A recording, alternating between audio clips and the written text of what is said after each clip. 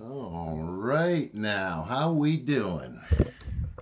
I guess we're going to have to turn this right up, put it near the telephone here, and let's give Don a call.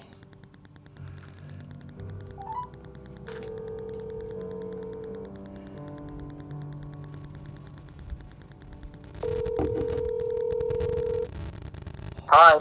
Hey, Don, this is Bret. How you doing? I'm alright, Bret. How's it going? I'm doing pretty good today. I had a birthday yesterday, and some of my kids came over, and we had a really nice time. I was given a bicycle. Nice. I bought a bike recently, and it was too big for me. This probably not the case for you, though. Well, I haven't been on a bike since before I went in the Navy. And that was I hear you. I hear you. I haven't ridden in like 30 years, and I bought a bike that was too big for me, and I just end up crashing every single time I go out. Oh Lord. Well, because I'm so short that when the seat is all the way down, when I come to a stop, my feet don't touch the ground. Oh. Well, that's a problem. Yeah, I guess it could be, and then there's that bar that can hit you right in the nuts, so. Right, exactly. I think I need a girl's bike, or maybe a mountain bike that doesn't have that thing, that bar. A friend of my older daughter, who's about 35 years old, he's really good at fixing vintage motorcycles, and he had a couple of bikes, and he just Frankensteined them together into this excellent 18-speed bike for me. It's completely homemade, Nice. homemade DIY like us, Well, that's fantastic. Have you ridden it yet? No, I'm going to do that after I talk to you. I'm going to take it for its first spin this evening. Just in case you have to go to the hospital, you mean? Yeah, best if we get the interview done first, right? Yeah, good thinking, Bret. It's all good, but I don't want to talk about me. I want to talk about you. Let's pretend we're starting this thing. I'm going to go in and edit out all of the Bret that doesn't need to be there. But anyways, Don, this is episode 1 of what I'm calling Musicians Who Art. You and I know that my first experience with you was when I was writing reviews for some indie mags in the 80s, and I got your variety show cassette. You remember that one? I do. I recently remastered it. Yeah, I went to your website, and I was looking for what year it came out, and I found it, and it was 85. And 85 was right around when I was heading to Korea for the first time and starting to receive boxes of, cassettes and records. And this is kind of pre-CDs, actually.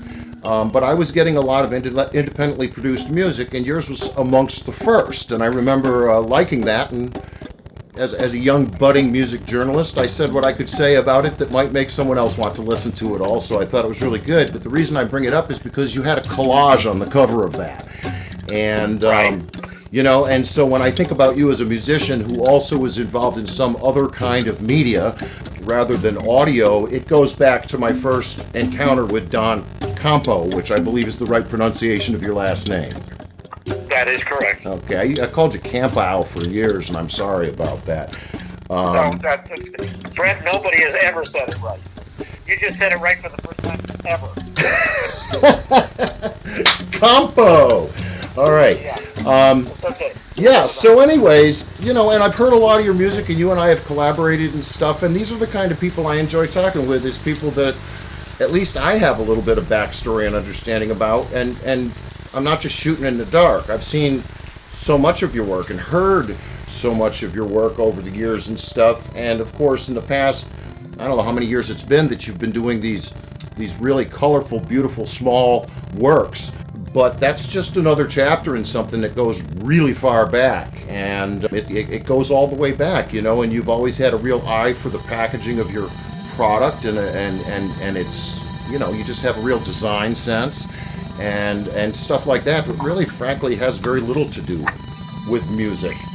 I'm kind of interested in, how you decided that being a creative person was something that you really weren't afraid to go out and do in front of other people, like as a kid. Were there classes that you took? Was your home environment encouraging of such things, Very interested in that. Well, what started me was my love of music, and I was happy to be lucky to be at the age when the Beatles, I was like 12 years old when the Beatles were hitting, and that was a big deal for me. Beatles, Stones, The Who, all of that stuff was big for me. Yeah. And my next door neighbor's sister lent me the Mothers of Invention first album. This is about 1966 or 67, and that kind of opened the door for me. And the first Pink Floyd album, and I go, wow, there's some other stuff going on here that I didn't hear on the radio.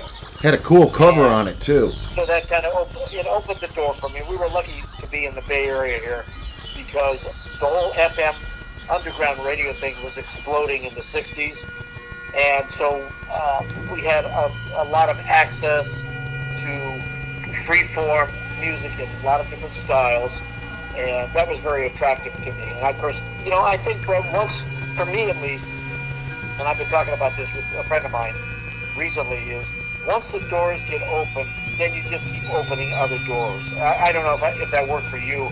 No, that's an excellent metaphor. That's an excellent metaphor. Once I discovered the Mothers and Zappa and weird stuff, well, then I would read about Frank Zappa, and he would talk about Edgar Varese, or he would talk about other composers, and in those days you had to go to the library to check out records, and I would do that a lot. I guess I was just always curious and a music lover. And when did you begin to create visual art, whether it was connected with music or not?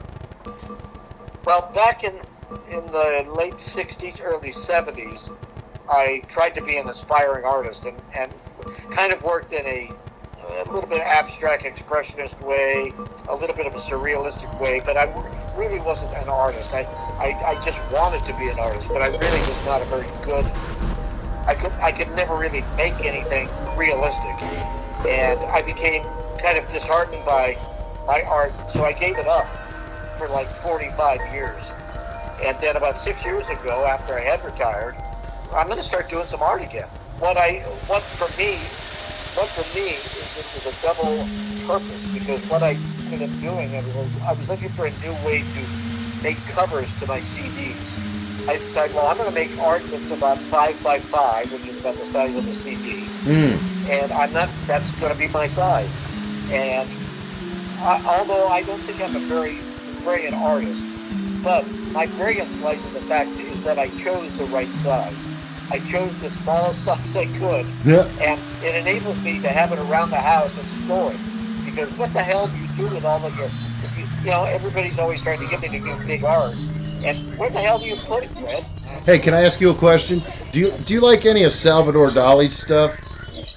Oh yeah, I've been a huge Dali fan since the 60s. Yeah, me too. My mother bought me that big golden Dali, that expensive Dali book back in the 60s for a birthday present. Oh, very cool. A long time ago, and that's all. I still have it. It's a gorgeous book, and I'm a huge Dali fan. Cool. I asked that because when I was a college kid, I was on the top of New York State at one of the state schools, and the people in the art department, we went up to Ottawa, because we were very close to the Canadian border. We drove up to Ottawa because there was a big exhibit up there with some cool artists. Yeah, and there was some Dali, right? And I remember going into the room where the Dali was being exhibited and was just blown away by how tiny they were. There was one painting of his that couldn't have been more than 5 by 7 inches, but to go look at it up close, you're like, my God, when I saw it in a book, I thought this was as big as a house. And to see, that can be deceiving, can it? Yeah, so maybe less is more, I don't know. I think so. I mean, have you ever been to the Louvre and seen how small the Mona Lisa is? No. I've never been any further away from this country than Asia. Well, that's pretty damn far, Bret. It is. It's a hell of a. I've never been that far. Yeah, that was a big experience. What did Mark Twain say? Like the biggest education a person can give themselves is to get out of their own town.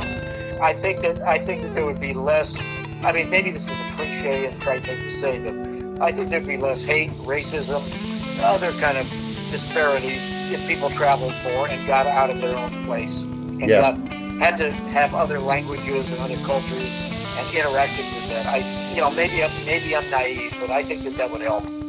Yeah, I agree with you. I mean, I wouldn't trade my travels for anything. I didn't like moving around a lot when I was a kid, a little kid, but it certainly prepared me for a lot of the finiteness of relationships with adults. Like when you're a kid and you get used to packing up and moving all the time, you kind of get some scar tissue built up around the whole goodbye. You know what I mean?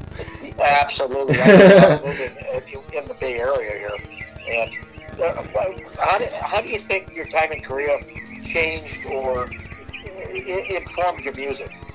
Me, I was a kid that my mother put me in piano classes when I was about 7, and then when I was about 9 or 10, I got in band, school band, and did that trajectory on a couple of brass instruments, trombone and sousaphone. And then I went through high school and college with the whole sort of electric guitar, garage band, and budding songwriter, all that kind of thing. And every bit of it was 12-tone Western music, right? So I go over to Korea and to a lesser extent the Philippines and Japan, and I'm confronted with non-12-tone music. 5-tone scale in Korea for me was a complete mind bender. When I went and saw traditional musicians playing these native instruments like a kayagum, for example, which is quite like a Japanese koto, I realized that maybe you only need 5 tones because of all of the microtones between them that can be reached by bending the string or releasing tension on the string, which for me it may not sound like that much of an epiphany, but that's, I think, the place where all of a sudden I began to understand how it was that the guitar and something like a slide trombone actually have a lot more in common than most people think because of the bending of notes, you see? Mm-hmm. And so when I came back from having been over there the first time, I was changed in a way that I really can't describe, except that I felt like my ears got a lot bigger. And I've been on that trajectory. I mean, and also moving to the South 25 years ago and being down here in the midst of all this Appalachian music, which is really at the core of a lot of what became rock and roll and stuff like that and jazz. I just try to keep learning. That's my thing. Wherever I am, there's got to be a mentor somewhere that can teach me something. And for me, hearing your early tapes, because I think the first tapes I got of yours may have been sent from Korea, were the kind of spiky improv, Derek Bailey-ish kind of improv stuff that I love. And to me, it did kind of remind me of the Kayagum or maybe not the Pansori, but definitely with some Asian influence. That was probably not a conscious thing probably not a conscious effort to incorporate that into your music, but do you think it was? Oh, in some respects it was, because I used to, the naval command that I was part of in Korea, we used to volunteer at a local orphanage and help out there. And because kids that are, the illegitimate children of American service members in Korea are starting off at a big disadvantage. And, we were working with them, and I don't know if you remember something I put out 30 years ago called Mount Rushmore, but there's actually a tune on it with one of those orphan kids playing with me in the studio. And, I've always enjoyed, as a teacher, I've always enjoyed doing stuff with the students rather than just standing there and telling them to do it. And it goes way back. But I possess a lot of instruments that I bought in Korea, and some of those have cropped up on my stuff. It was much more common back then because that's where I was living, and I change as my environment changes. But really, Don, I don't want to talk any more about me. I want to get back to you. I could talk about me all damn day long, but I only have another set of batteries to put in this thing if it runs out. So let's get back to you. Let me see here. Where was I? Yes. Okay, so I was going to ask you, in terms of, visual artists that have maybe impacted or influenced or maybe even bent the trajectory of the way that you do visual art.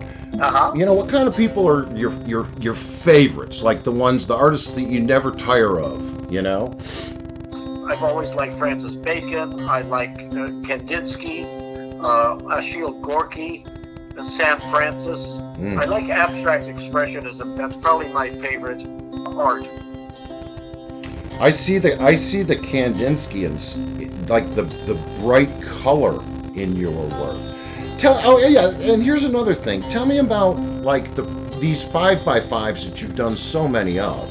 They're lovely, and I mean, some of them are black and white, and some of them are very geometric, and some of them are kind of, I don't know, sort of interstellar or cosmic looking and stuff like that. And it seems to me that, you know, you have some mixed media that you like to bring together on these small canvases, as it were. And it's like, I'd like you to talk about these 5x5s and like just what that's like when you sit down and what is on the table in front of you before you start deciding. I think the first thing you got to know about me is that I'm a cheater, and because I don't really think of myself as an artist. Oh, I'm a musician, and I can even read a little bit of music, but I'm not really an artist. Although I guess by definition, maybe I am, because I'm doing some art. But for me,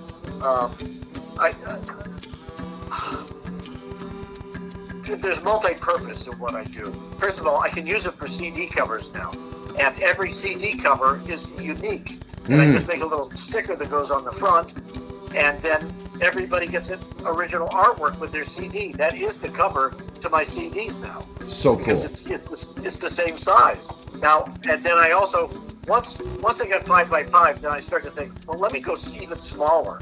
And then I went to 3x3, and then I went to postage stamp size. Oh Lord! And I was doing 1-inch art, and it scaled down pretty well. But I preferred sticking with 5x5 and on black matte board. That's basically what I use. I generally don't use white canvas. I use black matte board, and then it's a combination of acrylic paints, magazines, and stuff out of books, spray paint, and then I use a white pen. So that's my basic media that I use. I love the whiteout pen. It's the best. And I like the white. I like the white micro thin or the medium fine white pen. I can create.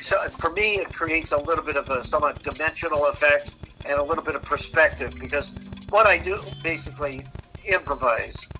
Yeah, that's what I think we all do, actually. Well, I never have an idea what I'm going to do. I don't try to paint a horse or anything. For me, just like music, Bret, art is, I want it to be surprising. I don't like to be surprised in the rest of my life, like, oh, there's a bill I didn't expect, or oh no, I got heart problems, that kind of stuff. I don't like those kind of surprises, but I really do like surprises when it comes to music or art. And so I want to keep surprising myself. I remember they asked, I don't know if you know who Glenn Branca is. Oh yeah. They asked Glenn, they said he was composing for, he was making some kind of composition of some sort, and and they said, well, Glenn, do you know how you want it to sound? And he goes, if I did, I wouldn't bother doing it. Right, because the process is what reveals the next step. Does that make sense? Absolutely. And I'm glad you mentioned that word process, because that's, for me, it's fine to make some art, and it's fun. Maybe somebody likes it, or music, same thing. It's great if somebody likes it and displays it or whatever. But for me, it's about the moment of the doing it. That's the important thing. I hate to be too zen about it, but that's the important part of me. The other day I was thinking, well, God, why am I even doing this anymore? And then I go, well, I got off a track here. I'm not doing it for somebody else. I'm doing it for the moment of the doing. I get that. Hey, let me ask you a question. Let's jump in a time machine and fly back to the option and sound choice days, all right? Okay. All right.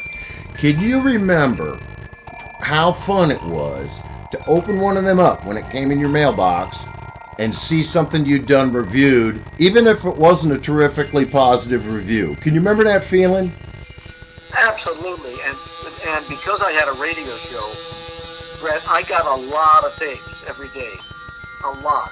It was kind of overwhelming for me in a lot of ways because for me, I made sure that I played, that I listened to all the tapes, that I responded with a tape of my own and a playlist. Because every time I played people on the radio, I tried to make sure I would send them a playlist and maybe sometimes a radio tape with their music on it, because people like that a lot. Yeah, it's thoughtful. And I like that a lot. So it was a magical period for me, and the friendships that I made. Hell, I ended up getting a wife out of it, as you know. Yeah, talented too. Robin's amazing. Yeah. Robin is still amazing, and it was quite a story that we had. I sent out over 10,000 tapes during the 80s. That's a lot of, and every one was duplicated by hand. I've never duplicated a tape or even CD. I've never made an actual CD of my own. I mean, commercial CD. Everything I've ever done, if people got it from me, I made it here at my house. I really admire that. My first work, as you know, because you do. Hell, you do the same thing. Well, I did one commercially manufactured CD way back in 1996. It was called No More Bandages. And I had the help of a local cultural arts grant. I think they gave me $600 towards it. I made 500 of them back when it was really expensive to make CDs. Yeah. And I still have. I mean, look how much time has passed. I've still got like 7 of them. I learned early on, you don't want to carry that stuff any longer than you have to if you're going to be moving around. And absolutely, and it slows down the other projects. If you've invested that much time and money into one project, it really slows you down. Oh Lord, yes. And I mean, it can, a person can end up a little in debt with that stuff. I avoided that, but the bottom line was, I still have 400 of these damn things, and 5 years have passed. And I'm like, hope springs eternal, I suppose. But what I learned then was small run, not large run. That was one of my takeaways. And the other one was, go back to doing stuff at home for as long as you can. And I was able to continue doing home-produced music all the way up until I basically got into bands with other people who had higher production standards than I. Yes. And that was in the last 10 years. I totally agree. Yeah, And you don't have a lot of back inventory. It's on demand, as right. they say now. Yep, it sure and is. Nobody really, I don't really send out very many CDs anymore because nobody really wants them. I mean, a few people request them, but not very many. Well, I've reached a point where, because I'm getting older and I'm just not a terrifically organized person, like a year or so ago, some fella in Germany got in touch with me asking about DIY music from the 80s and 90s on cassette, and I kind of hunted around to make sure I wasn't getting conned, and I just divested myself of a whole bunch of stuff that I had just sitting in boxes because I knew it was going to be curated and archived. Like it's better there than here because somebody was way more. Absolutely. Right? I am not a museum. I'm just like a warehouse, but somebody that wants to go through and like the Library of Congress kind of thing. And I thought, you know what? I am going to do this. I think this is probably a greater good than me hanging on to it. And so I sent that guy a mess of stuff, and I'm sure some of yours went, some of Greg Siegel, Tom Fergass, Hal McGee, Charles Rice. I could go on and on. All these people we know in common who, you can't get those cassettes anymore. And, the resurgence of tapes has really exploded. I mean, I get offers all the time to buy my tapes, old 80s and 90s tapes. But a few years ago, I sent most of my tapes to Frank Meyer in Germany because I've been looking for a protege. I was looking for somebody to archive these things here in the U.S. I just couldn't find anybody.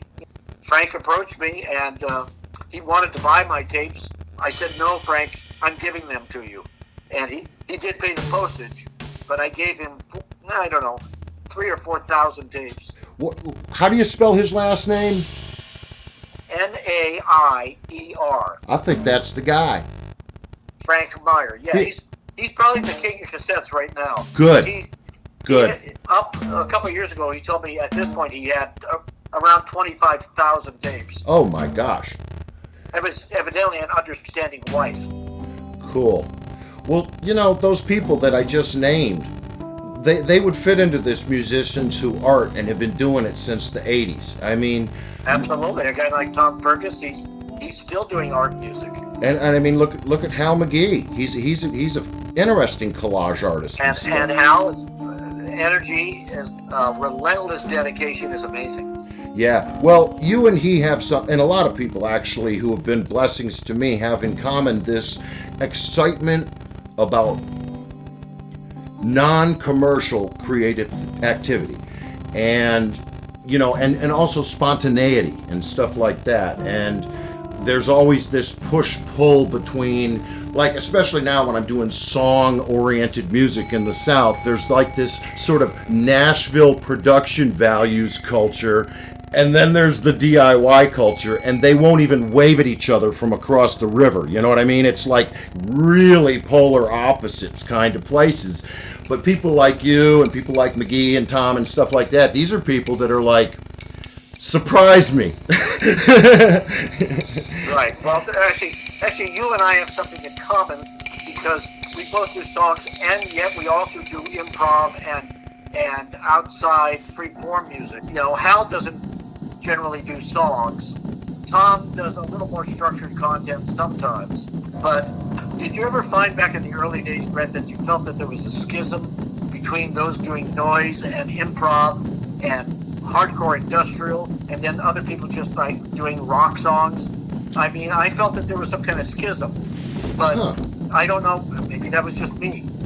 Well, there may have been. I mean, it really depends on with whom one associates and where you get your information from, I guess. I mean, you know, the first 5 or 6 years that I was in the DIY movement, I was also in the U.S. military. You know what I mean? It was a really strange little mixture of things. And then I came back and I was in Boston, and that's a real good art town. But there was no noise music happening when I came back to the U.S. where I was living. It was all post-new wave pop music and stuff like that. You know, so before I knew it, I found my... Didn't you ever hang out with Ron Lessard when you were in Boston? No, that's not a name I know. RRR Records? Oh, yeah, okay, now it is. Yeah, he was the guy... That was up in Lowell. Yeah. Yeah, I know the name. With Ron. I didn't recognize a schism so much, but it might be because I don't really think much about genres. You know, like if you go back to when you and I were doing those duets things 20 years ago, you know, that I did with a bunch of different people, I was actually wanting to avoid genre as much as possible with that thing, so that each and every one of those bits of, call it music, call it sound, call it noise, call it improv, I think that all of those elements, somehow or another, were permitted to manifest there. Like I guess with that series of collaborations with people, many of whom I've lost touch with, you know, because I think I really frustrate people because of the way I work as a creative person, where I go from one module to another module to another module, and it's like train cars. You know, we're all one train called Bret, but you know, I'm very project oriented, and when the new thing comes along, I dive fully into that. And it's not like I'm blowing off what's already happened or anything like that, or dismissing it, even worse. It's that that's done. I've done the best I can do to make it known that this thing has been accomplished, and perhaps if I'm able to share some information about the collaborator with people that I know and say, hey, you're invited to listen to this. But usually by the time I'm in the midst of and I'm terrible at marketing, but when I'm in the midst of this promotional thing, I'm already beginning to work on the next module. Absolutely. And that can look like a lack of loyalty or something like that to some people, but for me it isn't. I just have never really had the social molecule, as it were. I'm much more just let's do things. Hey, want to play? That's I'm happiest when people are doing something together rather than talking about something together. Usually, Yeah, sure. that kind of thing. What are you working on now, Don? Man, where do I start, Bret? I'm looking at my paper here. What are you doing I now? got one thing for me. People ask me, well, what happens when you get blocked on art or music? Well, because I have so many interests, I just move on to another one. If I'm working on a song, then if the song's not working, then I'll just work on an instrumental. I'll just work on a freeform thing or whatever, because I'm just interested in expression. I've done a little less art lately because I've been really involved in music. I'm working on 4 albums simultaneously right now. And they're in different stages, of course. I got a new rock song album that's coming out very soon. It's at the mastering stage right now. And then I'm also going to release it at the same time. At the same time, I have a whole hour of outtakes from this album. And then I got an instrumental album, which is kind of like just a little bit kind of rock and beat and instrumentals, and then I'm working on a new free form album because I really love free jazz and I like free improv. I like listening to it. That's like some of my favorite stuff that I listen to. And I was thinking, well, how do you do improv by yourself? Let's say I guess you can record solo guitar or keyboard or anything, and I've done that. But I'm thinking, how do you surprise yourself? Because part of improv, it seems to me, is about reacting and being informed by the other person. The other person's sounds, their body language, or whatever. Right. And I'm thinking, well, how do you do that by yourself? Can you even do freeform improv by yourself? So I've developed about 3 or 4 different ways now to try to do that.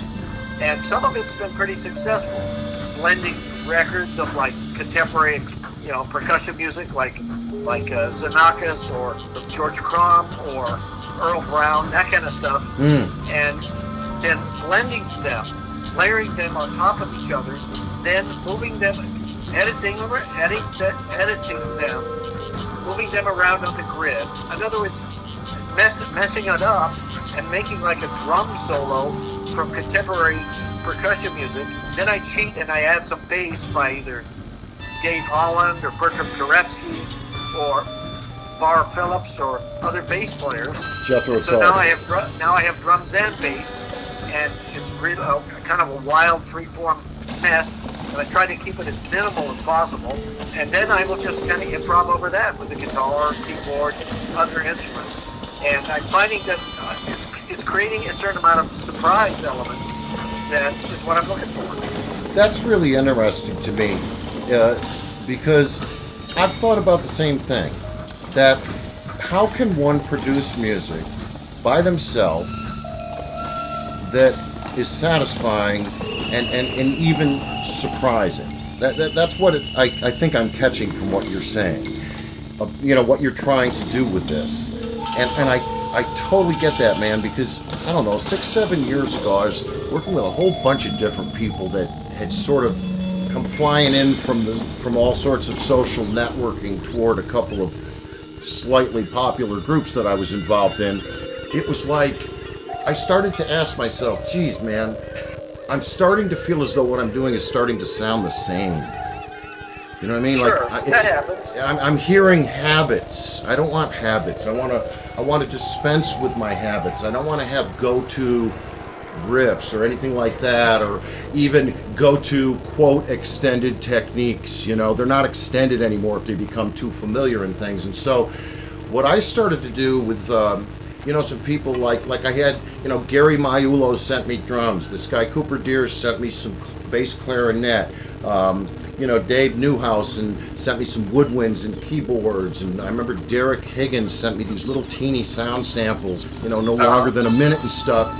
And what I began to try this compositional technique where I would import people's audio into my software without listening to it, and then compare the lengths of things and sort of make these geometric decisions sometimes based on what the waveform looks like. Like if it looks like a rhythm, if it looks like there's a sequence of sameness in some way, just from the waveform, and I started to try to compose using what I was seeing without listening to anything. And some people might say that's pretty damn lazy, Bret. but I was honest to God, Don. I was trying to bring Maybe every. they never done it before because it's a hell of a lot of work, actually. Yeah, ask my wife. She's like, how many thousands of edits have you done? But what happened was, I can go back. I remember and what's really cool about it is the most fun part is when I'm looking at these tracks, and I've done some pitch shifting, and I've done some time stretching to make things the same, tracks the same duration that we're not, which of course also affects the pitch. And I'm looking at a screen full of tracks that I have no idea what it sounds like, but what I'm looking at is like art. It's like a drawing. I like what it looks like.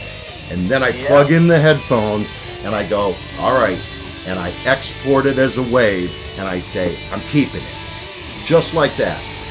That discipline, not to fuss with it, is, I think, a hard choice for a lot of people to make. Like, this is done.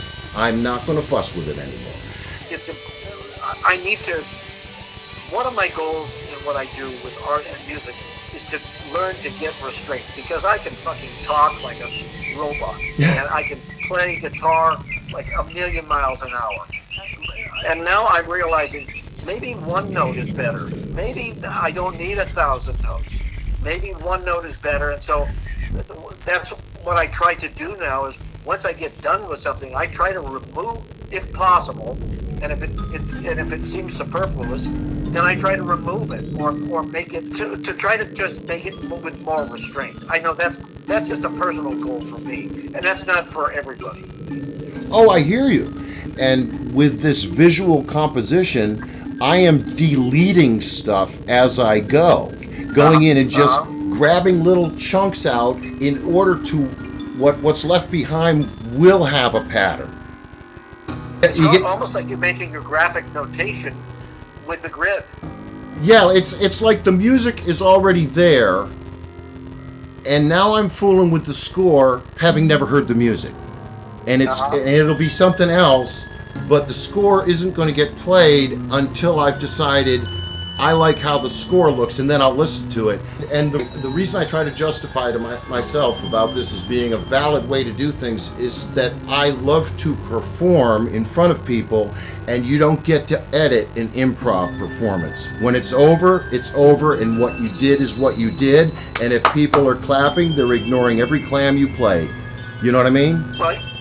Well, right. And, improv by its very nature is, I don't want to say dangerous, but it's a chancy proposition.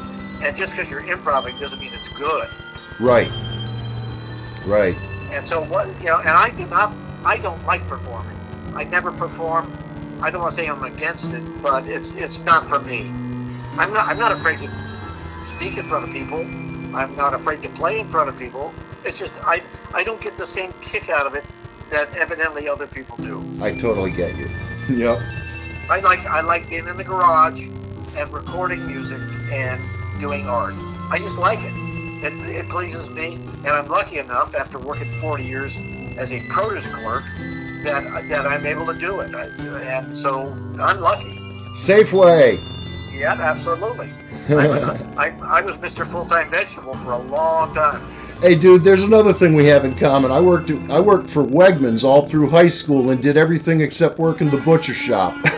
Did you really? Yeah, it was fun. I love working at a grocery store. It was fun. Yeah. Well, it is, and I'm a social person. I like contact with regular customers. I like meeting new people. That's easy for me. Communication is probably my strongest suit. So that's not a problem. That's never a problem for me. I'm just not that interested in getting up and doing my thing in front of a bunch of people, especially people who aren't listening, who don't care, and who are just drunk.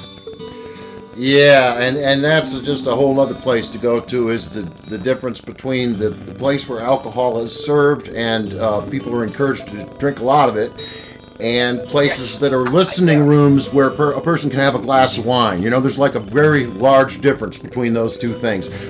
Tina and I went to the Carolina Theater to see David Crosby perform when he was alive. And you could get a glass of champagne or wine and all that stuff and go sit in a nice seat and you enjoy the show. I wouldn't have gone to a bar to see David Crosby because I wouldn't have been able to hear him sing. Yeah, that's true. I wouldn't have done it, Yeah, I absolutely agree. I understand people want to go out and have a good time and hear music. That's fine. I don't have the same need to go out and hear live music anymore. I mean, I prefer unusual music and jazz and stuff like that. Yeah, I would go see stuff like that, but I'm not that interested in seeing a rock band or an emo strumming guitar player. It just doesn't do much for me now. No, it doesn't. Hey, I wanted to ask you first, is there anything that you were expecting me to ask you about that I haven't? Like you were loaded for bear, but I haven't asked a question.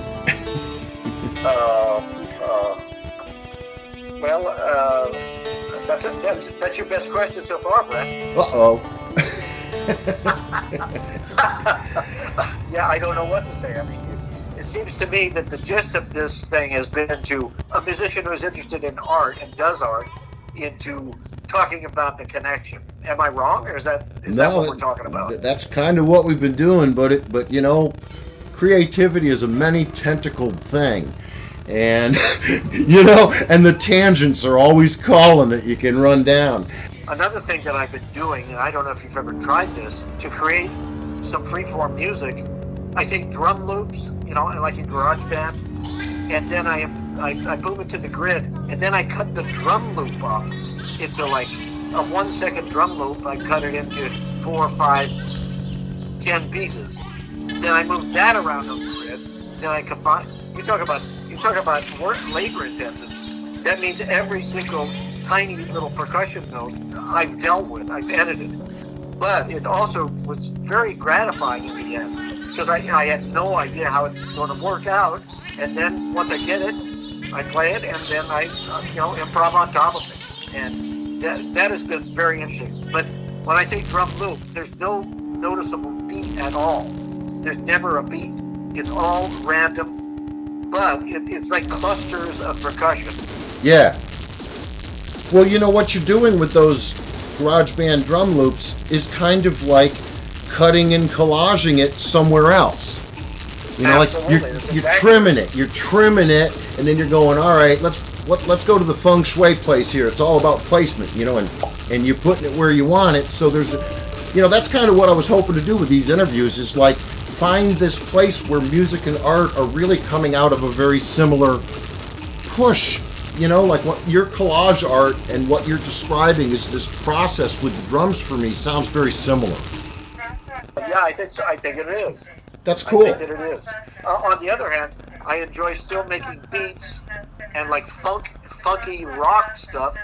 Then I will now incorporate stolen chamber music to play on top of it and edit that. I did a piece the other day where it's like a funk dance techno piece, but then I incorporated some Ilhan Mamaralu violin stuff on top of it, and it was pretty wild. Some people might call that fusion. Yeah, in a kind of a crazy way. But for me, once again, it's the surprise element. I had no idea how it was going to turn out. And I jammed along on the electric guitar with that too. And for me, editing is the. You talked about before, like you're not going to edit it, or you edit it as you go. For me, editing is the final step. And also, I discovered late in life, EQing and mastering and volume output, which I had no clue for the first 50 years. So now I have much better clue on sound fidelity. Yeah, it's so much easier than the old Fostex X15 or the Tascams back in the day. So much easier. And it's nice that the new kind of digital software in many ways just sort of carries over what the control buttons on a cassette player used to be, like the play button and the pause button and stuff, so that for us old guys... They've made the architecture on that so so that home tapers can understand it. Exactly. Would you say that DonCampo.com would be the best place for people to go to find just all sorts of things about your music and Absolutely. so forth? Absolutely. That's my main portal. Even though the website is getting reworked right now by Brian Baker, and he's helping me out a lot because my software went out of date. I have been unable to access my own .com. But it's back. It's up right now. Cool. But it has email, social media, a bunch of resources there are still there at DonCampo.com. And people can find like the No Pigeonholes, Lonely Whistle, your Living Archive, record all that there. Absolutely. Absolutely. Let me spell it out. It's DONCAMPAU.com. It's all lowercase as I saw it. And that is correct. Yeah, I'd invite folks to go check out Don's stuff. You could spend a very long time in there. If you're bored, this is a great place to go because you won't be bored anymore. Yeah, I'm a content provider. You most certainly are. The endless amount of content I have, I don't expect people to keep up or even care, but I'm going to do it anyway. Well, I'd also like to thank you for being a curator, because you're not just a content provider. You archive things that somebody might be dead and gone, and yet Don remembers. And I think that kind of thing matters. Yeah, that's happened more than once. That's happened more than once, Bret. And that's really cool. Is there anybody that you'd like to shout out to or anything before we wrap it up here? Just all of my friends in the Underground Network, Dino, Tom, Heather, my wife, my friend Greg. I have a lot of people that I enjoy being around. Yeah, it's a blessing to be loved and be able to love somebody else, isn't it? And my kids. I have 5 grandkids now. Oh, yeah, you and I have that in common too. We raised up some youngins, and they're doing it too. Yeah, absolutely. I have an LP coming out of Paris, evidently pretty soon. Neat. An actual vinyl record's coming out of Paris. Wow. Of 80s and 90s material. I have a new rock album coming out on Bandcamp called The Silent Treatment. The freeform stuff, that album will be coming out in a couple of months, probably called Stolen Spectrum, because as I said earlier, I'm a cheater. So I steal as much stuff, but then I edit it to try to create something different. It's a collage art kind of stuff, or collage music, really. Who was it? Was it Zappa or Miles Davis that said, "I don't borrow, I steal"? One of them two guys said that. I'm not sure. But if it was Miles, he probably added motherfucker.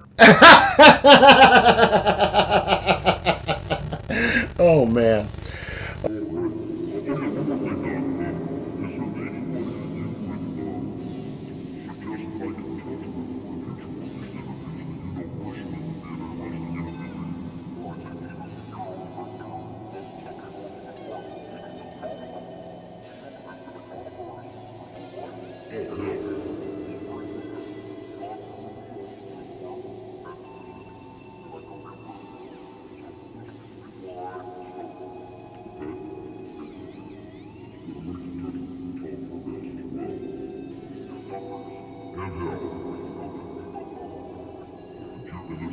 And